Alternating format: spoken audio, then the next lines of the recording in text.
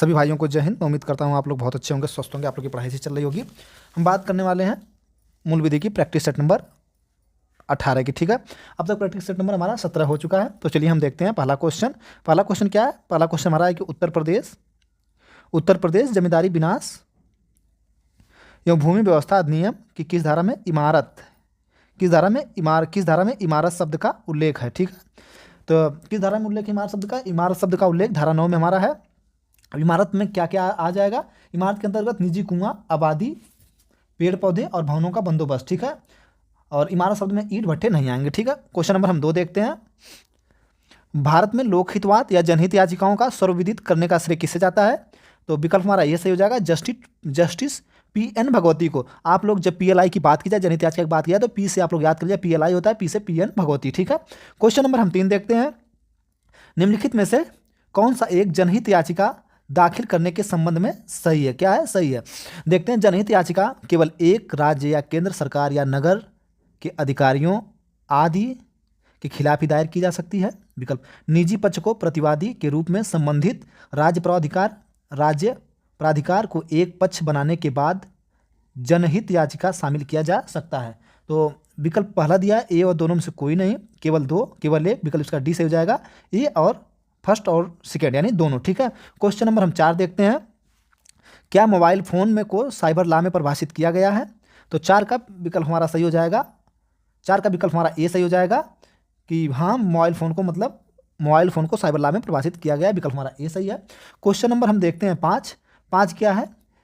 Internet पर अश्लील सामग्री के इलेक्ट्रॉनिक्स रूप में प्रकाशन, पारेषण या को सूचना तकनीकी अधिनियम की किस धारा में अपराध घोषित किया गया है?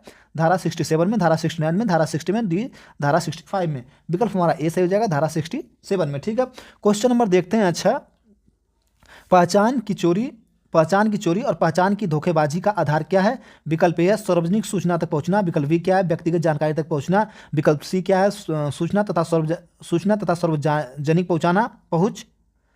फिर से पढ़ते हैं। पहला विकल्प क्या है? सार्वजनिक सूचना तक पहुंच, व्यक्तिगत जानकारी तक पहुंच, सूचना तक सार्वजनिक पहुंच, व्यक्तिगत जानकारी तक पहुंच से इनकार। तो 6 का विकल्प हमारा बी सही हो जाएगा, व्यक्तिगत जानकारी तक पहुंच। ठीक है, क्वेश्चन नंबर हम 7 देखते हैं। कंप्यूटर नेटवर्क से अभिप्रेत है, तो कंप्यूटर नेटवर्क से अभिप्रेत है। विकल्प ए देखते हैं सैटेलाइट का उपयोग, बी देख रहे हैं माइक्रोवेव का उपयोग, सी देखते हैं टर्मिनल अथवा आपस में जुड़े दो या दो से अधिक कंप्यूटर जटिलताओं का। उपरोक्त सभी। विकल्प हमारा डी सही हो जाएगा, उपरोक्त सभी। ठीक है, क्वेश्चन नंबर हम 8 देखते हैं। 8 में क्या है? गैर सरकारी गतिविधियों निवारण अधिनियम भारत सरकार द्वारा कब बनाया गया था? गैर कानूनी गतिविधियां निवारण अधिनियम भारत सरकार द्वारा कब बनाया गया था? 2014 में, 2005 में। विकल्प इसका सी सही है, 2004 में बनाया गया था। क्वेश्चन नंबर हम 9 देखते हैं। राष्ट्रीय सुरक्षा अधिनियम के तहत राज्य सरकार द्वारा धारा 5 के बी के तहत किसी भी व्यक्ति को एक राज्य से दूसरे राज्य में हटाने का कोई भी आदेश नहीं दिया जाएगा सिवाय विकल्प क्या है? पहला, इसके द्वारा अधिकृत सक्षम मजिस्ट्रेट की सहमति के। बी देखते हैं निरुद्ध करने वाले राज्य के मानवाधिकार आयोग की सहमति के। सी देखते हैं उस दूसरे राज्य के मुख्य न्यायाधीश की सहमति के। डी देखते हैं उस दूसरे राज्य की सरकार की सहमति से। तो 9 का विकल्प हमारा डी सही हो जाएगा, उस दूसरे राज्य की सरकार की सहमति के। ठीक है, क्वेश्चन नंबर हम अब 10 देखते हैं। 10 हमारा क्या है? 10वां हमारा है भ्रष्टाचार निवारण। 10 क्या है? भ्रष्टाचार निवारण अधिनियम 1988 के किस अधिनियम का? भ्रष्टाचार निवारण अधिनियम 1988 ने किस अधिनियम का स्थान ले लिया? भ्रष्टाचार निवारण अधिनियम 1942 का, भ्रष्टाचार निवारण अधिनियम 1945 का, भ्रष्टाचार निवारण अधिनियम 1955 का, भ्रष्टाचार निवारण अधिनियम 1965 का। तो विकल्प इसका बी सही हो जाएगा, भ्रष्टाचार निवारण अधिनियम 1945। ठीक है, 1988 का स्थान कौन लिया? 1945। क्वेश्चन नंबर हम 11 देखते हैं। निम्नलिखित में से किसको विशेष न्यायाधीश अपराध से संबंधित जानकारी को पूर्ण और सत्यता प्रकट करने की शर्त पर क्षमा प्रदान कर सकता है?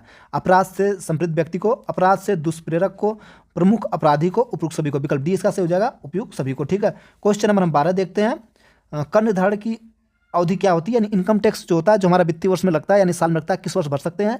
तो ये सभी लोग जानते हैं कि 1 अप्रैल से 31 मार्च के बीच में हम भर सकते हैं। क्वेश्चन नंबर हम 13 देखते हैं। 13 हमारा क्या है? धारा 45 के बी के अंतर्गत कर मुक्त प्रदान की जाती है केवल व्यक्ति करदाता को, केवल हिंदू अविवाहित परिवार को। बी सी देखते हैं हिंदू या अविवाहित परिवार को, प्रत्येक करदाता को। तो इसका हो जाएगा विकल्प ये हमारा सही, केवल व्यक्ति करदाता को। आयकर अधिनियम 1961 की धारा 54B के अंतर्गत केवल व्यक्ति करदाता को कर मुक्ति प्रदान की जाती है। धारा 45 के बी कृषि प्रयोजन के लिए प्रयुक्त भूमि के अंतर्गत से होने वाली पूंजी अभिलाभों कुछ दशाओं में प्रसारित न किया जाना का प्रावधान करती है। ठीक है, प्रभारित न किया जाना का प्रावधान करती है। क्वेश्चन नंबर हम 14 देखते हैं। विश्व में सर्वप्रथम सूचना का अधिकार प्रदान करने वाला कौन सा देश था? तो विश्व में सर्वप्रथम सूचना का अधिकार प्रदान करने वाला जो देश था वो स्वीडन था। विकल्प डी सही है। क्वेश्चन नंबर 15 देखते हैं। केंद्रीय सूचना आयोग का गठन निम्नलिखित में से कब हुआ था? मुख्य सूचना आयुक्त, 10 से अधिक सूचना आयुक्त। तो विकल्प इसका सी हो जाएगा, ए व बी दोनों। क्वेश्चन नंबर हम 16 देखते हैं। एक राय सूचना की परिभाषा में सम्मिलित है, यह कथन है, तो यह कथन सत्य है। ठीक है, विकल्प इसका हमारा ये सही है, यह कथन सही है। ठीक है, पढ़ लेते हैं इसका हम एक्सप्लेनेशन। सूचना का अधिकार अधिनियम 2005 की धारा 2 के एफ के अनुसार सूचना में सम्मिलित है अभिलेख, दस्तावेज, ज्ञापन और ईमेल, राय, सलाह, प्रेस विज्ञप्ति, परिपत्र, आदेश, लॉगबुक, संहिता, रिपोर्ट, कागज पत्र, नमूने इत्यादि। क्वेश्चन नंबर हम 17 देखते हैं। निवारक शब्द निम्नलिखित में से किसका विलोम है? तो निवारक मतलब होगा, निवारक का विलोम होगा, विकल्प इसका सी से हो जाएगा, दंडात्मक शब्द। ठीक है, क्वेश्चन नंबर हम 18 देखते हैं। 18 में क्या है? 18 में क्या हमारा? सत्य कथन चुनिए। मानवाधिकार शब्द की उत्पत्ति विश्व युद्ध के बाद अंतर्राष्ट्रीय चार्टर अभी समयों से हुई। ठीक, मानवाधिकार बी देखते हैं। मानवाधिकार से तात्पर्य उन अधिकारों से है जो मानव को जाति के विकास के लिए मूलभूत हैं तथा वे मानव केवल इस आधार पर मिलने चाहिए कि वे मानव हैं। ठीक, सी देखते हैं। मानवाधिकार का शाब्दिक अर्थ है मानव जाति को अधिकार जो समुचित न्याय व मानवीय गरिमा के साथ मिले, जिसे विधि का संरक्षण प्राप्त हो। डी विकल्प हमारा उपयुक्त सभी, तो विकल्प हमारा डी सही हो जाएगा, उपरोक्त सभी। ठीक है, उपरोक्त सभी। क्वेश्चन नंबर 19 हम देखते हैं। राष्ट्रीय मानवाधिकार आयोग को किसे गए परिवाद हेतु कितनी फीस प्रभार है? राष्ट्रीय मानवाधिकार आयोग को किए गए परिवाद हेतु कितनी फीस प्रभार है? 500 रुपये, 1000 रुपये, 5000 रुपये, कोई फीस नहीं। तो विकल्प इसका डी हो जाएगा, कोई फीस प्रभार नहीं है। ठीक, क्वेश्चन नंबर हम देखते हैं 20। राष्ट्रीय मानवाधिकार आयोग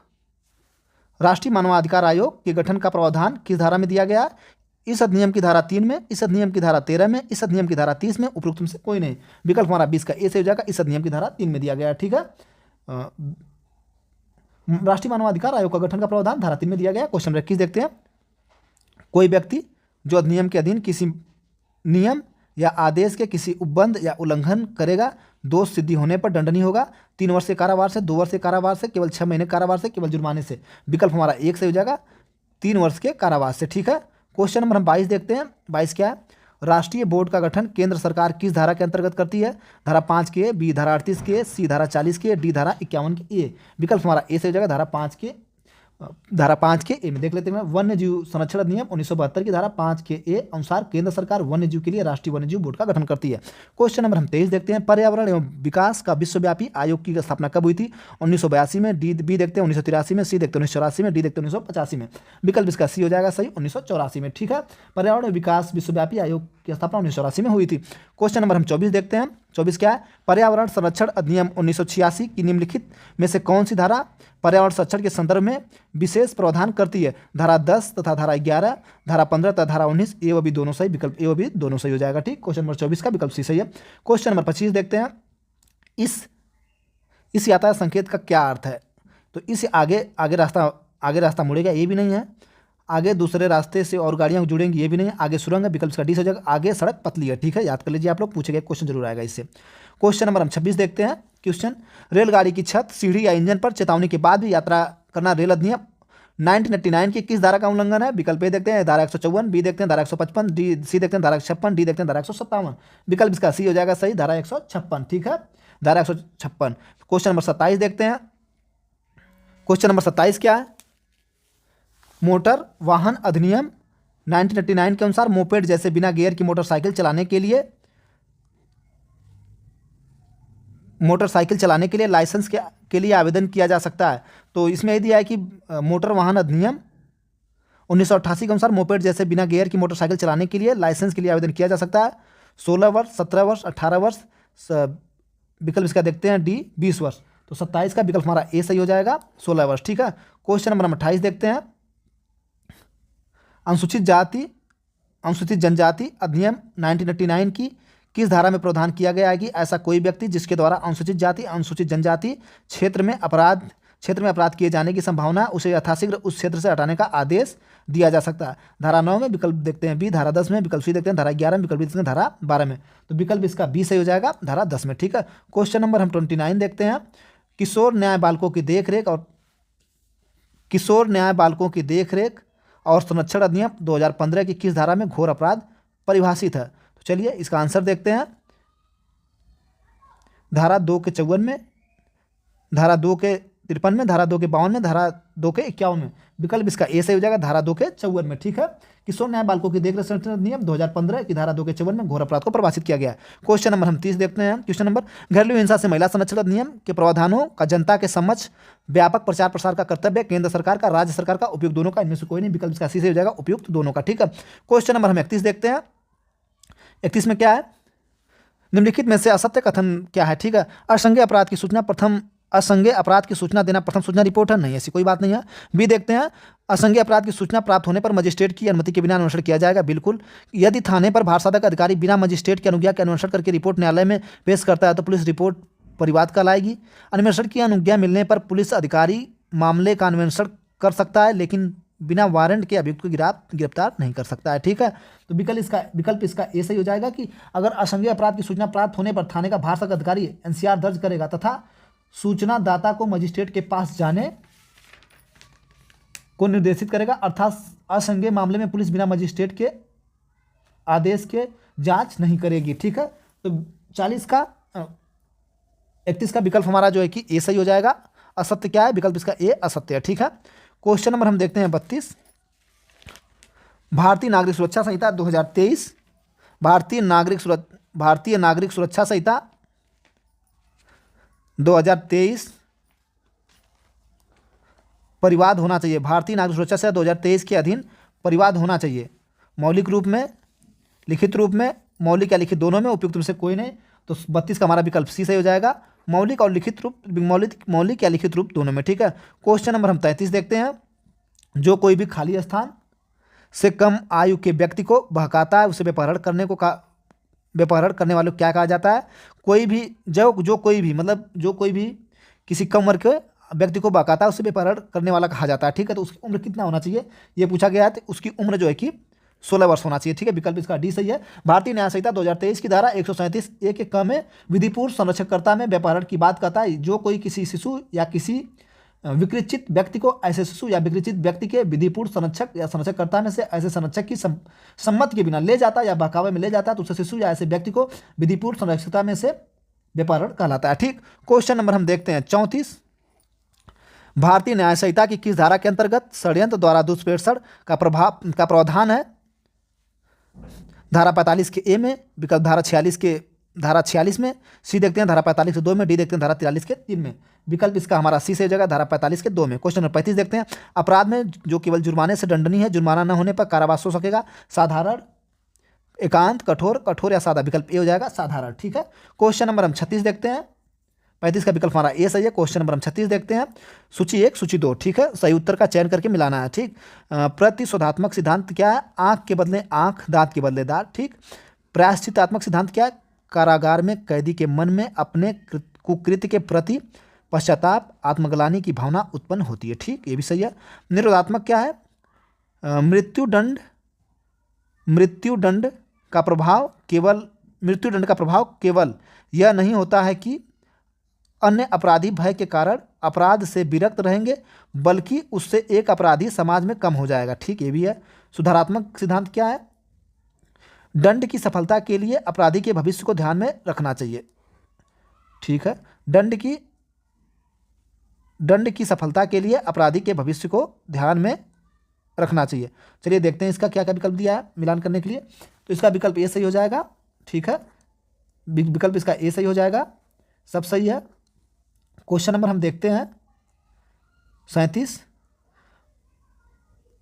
भारतीय नागरिक सुरक्षा संहिता 2023 के अधीन जारी प्रत्येक भारतीय नागरिक सुरक्षा संहिता 2023 के अधीन प्रत्येक सम्मन होगा 1 प्रति में, 2 प्रतियों में, 3 प्रतियों में, 4 प्रतियों में। आप लोग याद कर लीजिएगा, हमेशा 2 प्रतियों में सम्मन पहले भी था, अब भी है। ठीक है, क्वेश्चन नंबर हम देखते हैं 38।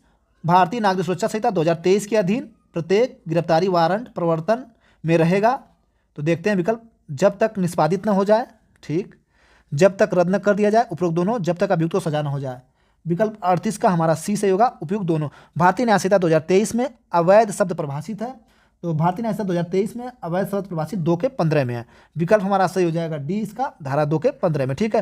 क्वेश्चन नंबर 40 देखते हैं और आखिरी क्वेश्चन हमारा, भारतीय साक्ष्य अधिनियम 2023 के 23 में दस्तावेज शब्द को परिभाषित किया गया, धारा 2 के फर्स्ट के डी में, धारा 2 के फर्स्ट के ए में, धारा 2 के एक फर्स्ट के बी में, धारा 2 के फर्स्ट के सी में। विकल्प हमारा ए सही हो जाएगा, धारा 2 के फर्स्ट के डी में।